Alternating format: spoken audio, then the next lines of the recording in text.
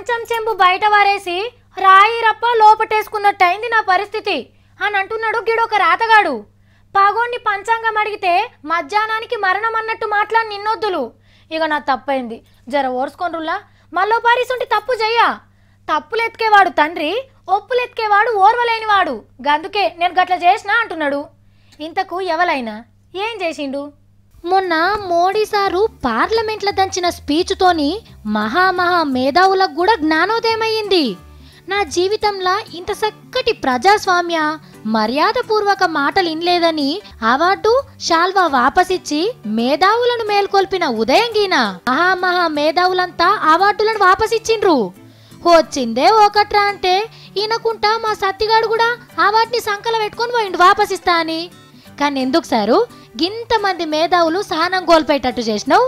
నువ్వు టీవీ చూడక మోడీ సార్ స్పీచ్లు వినక ఉట్టిగానే సహనం కోల్పోతివి. గిదేదో మొదటి నుంచి మోడీ సార్ ప్రసంగాలింటే పరిస్థితి ఈడదాకొచ్చేది కాదు కదా. అయ్యా మోడీ సారు, అవార్డులు వాపసిచ్చిన వాళ్ళందరినీ ఇంటికి పిలిచి ఓ పారి చాయ్ పే చర్చ మీటింగ్ పెట్టు సారు. అసహనం మీద మీ అమూల్యమైన ప్రసంగం విన్నాక సహనం వస్తుండొచ్చు. అప్పుడు వాళ్ళు కూడా మారిపోయి అవార్డులు మళ్ళా తీసుకుంటుండొచ్చు అని అంటున్నారు ఉదయ్ సార్ మాటలు ఇన్నోళ్ళు.